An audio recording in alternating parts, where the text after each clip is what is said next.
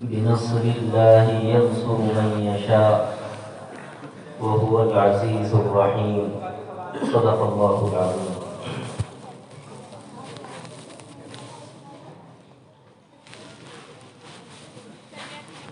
بہت مختصر سے وقت میں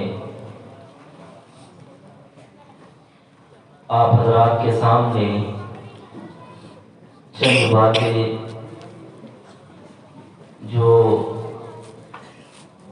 موقع کی مناسبت سے ہیں اور ماحول کے لحاظ سے ہیں وہ ذکر کرنی ہے.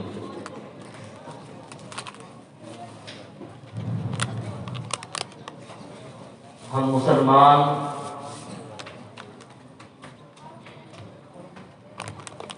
موجودہ حالات میں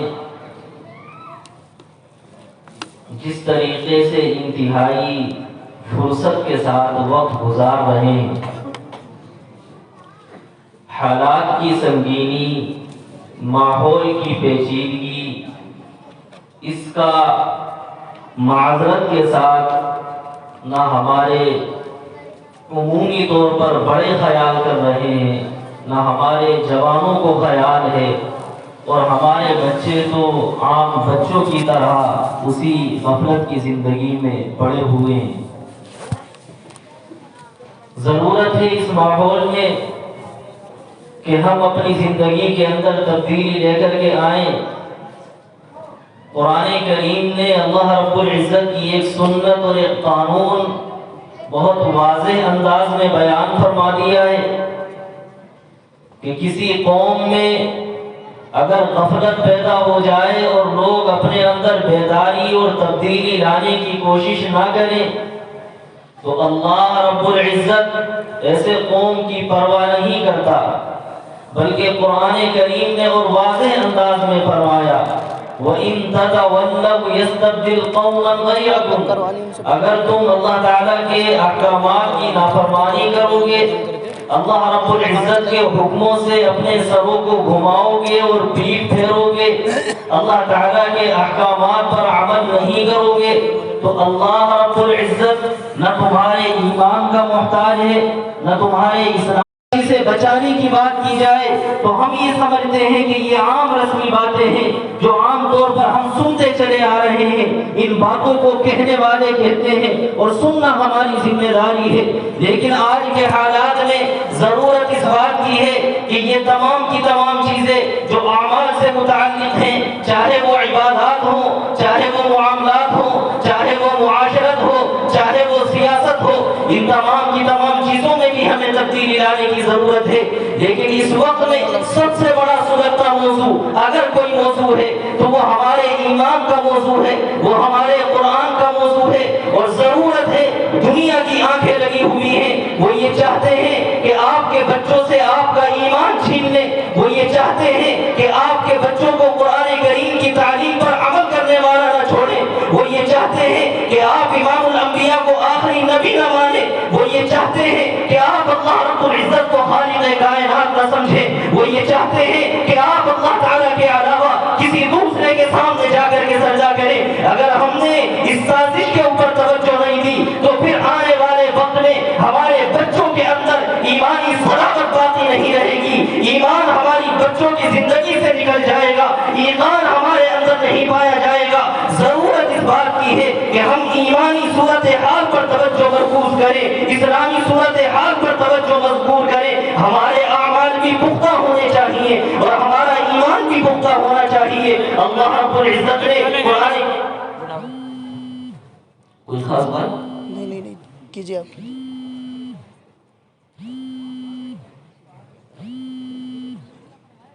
کچھ چیزیں نفسیاتی ہوتی ہیں، ان چیزوں کو سمجھنے کی ضرورت ہوتی ہے. گفتگو کرنے والا گفتگو کر رہا ہے تو انتہائی سنجیدگی کے ساتھ بات کو سننے کی کوشش کی جائے. بہت لمبا وقت آپ لوگوں کا صرف نہیں کرنا، 12 بجے سے پہلے میں اپنی گفتگو ختم کر دوں گا.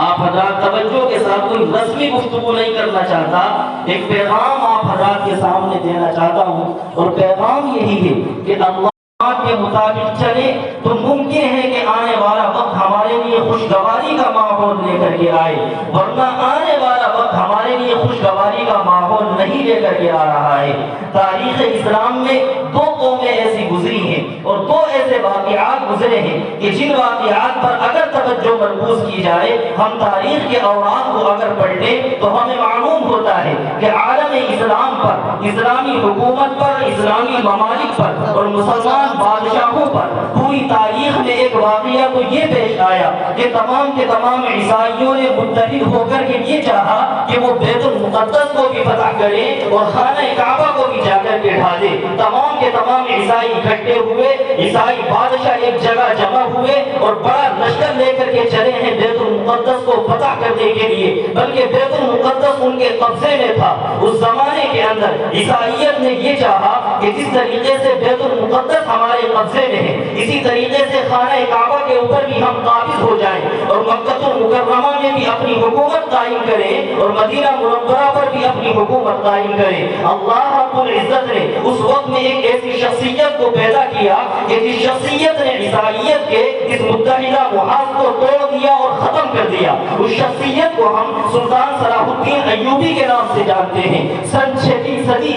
ہجری کی بات ہے کہ سلطان صلاح الدین ایوبی نے عیسائیوں کے متحدہ بیڑے کا مقابلہ کیا ہے اور ان کے قبضے سے بیت المقدس کو بھی چھڑایا ہے اور ان کے متحدہ بیڑے کا مقابلہ کر کے اس بات کا ثبوت دے دیا کہ اسلام کے ماننے والے، قرآن کے ماننے والے، امام الانبیاء کی سنت پر عمل کرنے والے، اللہ تعالیٰ کے دین کی بقا کے لیے کوششیں کرنے والے آج بھی موجود ہیں۔ ایک وہ مقام تھا جو سلطان صلاح الدین ایوبی کے زمانے میں پیش آیا۔ ایک دوسرا واقعہ وہ ہوا ہے کہ دنیا کے اندر ایک ایسی قوم آگے بڑھی کہ جس قوم نے یہ چاہا کہ وہ ایران کو فتح کرے، ترکستان کو فتح کرے اور عراق کو فتح کرے۔ اس قوم کو ہم منگولوں کی قوم کہتے ہیں۔ چنگیز خان کھڑا ہوا ہے اور اپنے ساتھ اس نے بڑے ظالم قسم کے افراد کو ملایا ہے اور اس نے ایران کو فتح کیا، ترکستان کو فتح کیا، عراق کو فتح کیا۔ مسلمانوں کا جو آپ یوں کہیں کہ خلافت کا مقام تھا، اس مقام خلافت کو فتح کیا، مسلمان خلیفہ کو قتل کیا اور اس کو شہید کیا گیا، قرآن کریم کے نسخے جلائے گئے اور اسلامی کتابوں کو ختم کرنے کی کوششیں کی گئی۔ ان لوگوں کا مزاج اور پیغام یہ تھا کہ ہم دنیا سے اسلام کو ختم کر دیں گے، لیکن دنیا جانتی ہے کہ ہم اس اللہ کے ماننے والے ہیں کہ جس اللہ نے قرآن کریم میں اس موقع پر کہ جب امام الانبیاء نبی اکرم صلی اللہ علیہ وسلم مکہ المکرمہ میں موجود تھے، آپ علیہ السلام بھوک سے پریشان ہیں، صحابہ بھوک سے پریشان ہیں، امام الانبیاء کے پیٹ پر بھی پتھر بندھے ہوئے ہیں، صحابہ کے پیٹوں پر بھی پتھر بندھے ہوئے ہیں، کھانے کے لیے سامان مہیا نہیں ہے، پہننے کے لیے کپڑے میسر نہیں ہیں۔ اس موقع پر ایک واقعہ پیش آتا ہے کہ دنیا کے اندر دو بڑی طاقتیں ہیں، ایک طاقت روم کی ہے، ایک طاقت ایران کی ہے۔ ایران والے آگ کی عبادت کرتے ہیں، ایران والے آگ کو پوجتے ہیں، روم والے اللہ تعالیٰ کی کتاب انجیل کو مانتے ہیں۔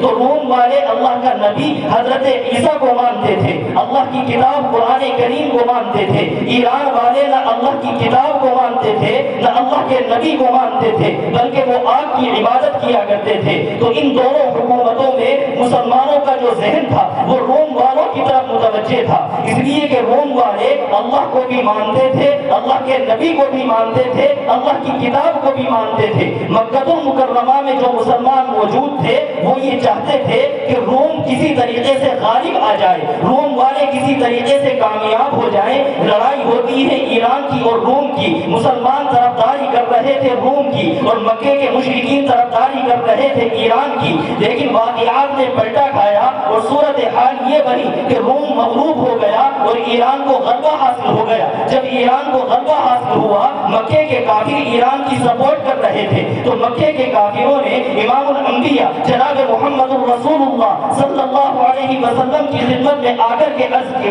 بات کی اور امام الانبیاء کو چڑھایا، بڑی سخت باتیں کہی۔ امام الانبیاء کے ایک صحابی ہیں حضرت صدیق اکبر رضی اللہ تعالی عنہ، آپ آگے بڑھے اور بڑھنے کے بعد فرمایا کہ اگرچہ روم مغلوب ہو چکا ہے، ایران غالب ہو چکا ہے، لیکن ہمیں امید یہ ہے کہ اللہ رب العزت قریبی وقت میں روم کو غلبہ عطا فرما دیں گے۔ صدیق اکبر نے ادھر یہ بات کہی ہے، یہ بات کرنے والے وہ مسلمان ہیں جن کے پاس پہننے کے لیے کپڑا نہیں، کھانے کے لیے ان کے پاس روٹی نہیں، رہنے کے لیے مکان نہیں، اور وعدہ کر رہے ہیں حکومت اسلامی کا، وعدہ کر رہے ہیں روم کے غلبے کا۔ اللہ رب العزت نے صدیق اکبر کے اس وعدے پر قرآن کریم میں آیت نازل فرمائی، الف لام میم غلبت الروم فی ادنی الارض وهم من بعد غلبهم سيغلبون في بضع سنين للہ الامر من قبل ومن بعد ويومئذ يفرح المؤمنون کہ آنے والا قریبی وقت ہے کہ اللہ رب العزت روم والوں کو غلبہ عطا کرے گا اور مسلمان خوشی حاصل کریں گے۔ بنصر اللہ ینصر من یشاء وهو العزیز الرحیم، اور یہ غلبہ حاصل ہوگا اللہ رب العزت کی مدد سے۔ ہم کہنا یہ چاہتے ہیں کہ ہم اس اللہ کو مانتے ہیں کہ جس اللہ نے ایسے حالات میں مکہ المکرمہ میں امام الانبیاء پر قرآن کریم نازل کر کے مسلمانوں کی ہمتوں کو بڑھایا تھا اور مسلمانوں کو وجود بخشا تھا، مسلمانوں کو طاقت و قوت عطا کی تھی۔ ہم کہنا یہ چاہتے ہیں کہ ضرورت ہے کہ ایسے وقت میں ہم اپنے آپ کو مایوس نہ سمجھیں، اللہ رب العزت کی طرف متوجہ ہو، اپنے اعمال کے اندر پختگی لے کر کے آئیں، قرآن کریم کی تعلیمات پر عمل کریں، امام الانبیاء کی سنتوں کو زندگی میں لے کر کے آئیں۔ میرے دوستو، ایک بات کو ہمیں اپنے ذہن و دماغ میں جگہ دے لینی چاہیے۔ ہم یہ سمجھتے ہیں کہ جس طریقے سے غفلت کا وقت ہم گزار رہے تھے، نمازیں ہم چھوڑ رہے ہیں تو چھوڑ دیں، زکات ہم ادا نہیں کرتے تو کوئی حرج کی بات نہیں۔ اگر ہم اسی طریقے سے غفلت کا وقت گزارتے رہے تو پھر یاد رکھ لیجئے گا آنے والی نسلیں ہماری ایمان پر نہیں رہیں گی، اسلام پر نہیں رہیں گی،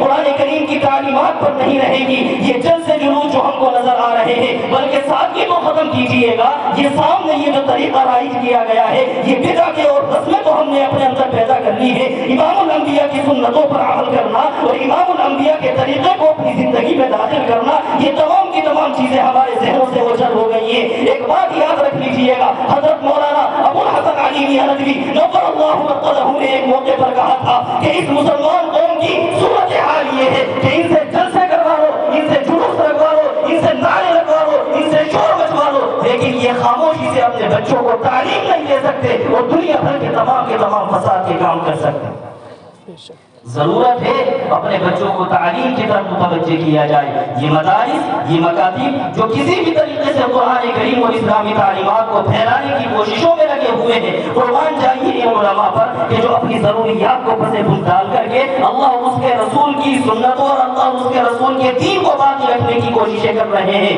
ورنہ تو اس ملک کے اندر وہ تمام کی تمام سازشیں جو رچی گئی تھی، میں یہ کہنا چاہ رہا تھا کہ سلطان صلاح الدین ایوبی کے سامنے ایک بیڑا آیا، اور ایک بیڑا وہ تھا کہ جو ہلا کو خاک کی شکل میں آیا تھا اور اس نے اسلامی حکومت کو تخت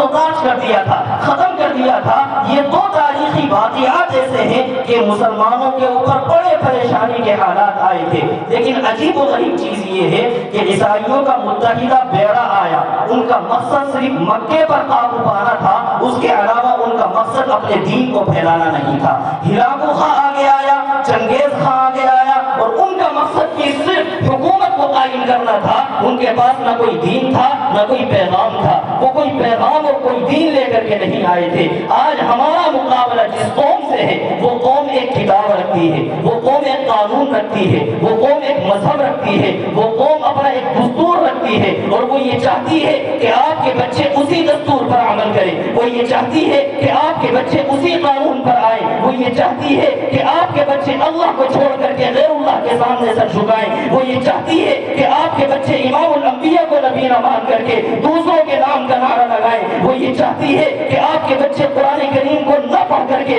دوسری کتابوں کو پڑھیں۔ ہم آج جن لوگوں سے مقابلہ کر رہے ہیں، یہ جن لوگوں سے آج ہمارا سامنا ہے، وہ طاقت و قوت بھی رکھتے ہیں اور اپنا ایک مذہب بھی رکھتے ہیں، اور اس مذہب کی ترویج و اشاعت میں لگے ہوئے ہیں۔ ہم طاقت و قوت سے ان کا مقابلہ نہیں کر سکتے اور نہ ہی ہم کریں گے، بلکہ ہمارا مقابلہ صرف نظریات کا ہے، ہمارا مقابلہ صرف تعلیمات کا ہے، ہمارا مقابلہ صرف ذہن سے ہے کہ اگر تم اپنی کتاب لاؤ گے ہم بھی اپنی کتاب لائیں گے، تم اگر اپنا بڑا لاؤ گے ہم بھی اپنا نبی لے کر کے آئیں گے، اور اپنے بچوں کو بتائیں گے کہ ضرورت ہے کہ امام الانبیاء کو نبی مان لینا، ضرورت ہے اللہ کی کتاب کو حق سمجھ لینا، ضرورت ہے اللہ رب العزت کے وجود پر یقین کر لینا۔ اگر ہم نے اپنے بچوں کو اس بات کی تعلیم دے دی، ان کے ایمان کو، ان کے ایقان کو، ان کے یقین کو، ان کے صبر کو، ان کے استحکام کو اگر ہم نے مضبوط کر دیا تو پھر یاد رکھ لیجئے گا کہ یہ آپ کے وجود کی بھی گارنٹی ہے اور ہمارے وجود کی بھی کی گارنٹی ہے۔ اور اگر ہم نے اپنے بچوں کے ایمان کی حفاظت نہیں کی، قرآن تعلیمات کی حفاظت نہیں کی، امام الانبیاء کے طریقے پر اپنے بچوں کو نہیں ڈالا، تو پھر یہ چیز آپ کے اور ہمارے وجود کے لیے خطرے کی گھنٹی بنی ہوئی ہے اور بنتی چلی جا رہی ہے۔ ان چیزوں پر ہمیں توجہ دینے کی ضرورت ہے۔ اللہ تعالیٰ مجھے بھی اور آپ کو بھی کہنے سننے سے زیادہ باتوں کو سمجھنے کی اور ہم سب کو ان پر عمل کرنے کی توفیق مرحمت فرمائے۔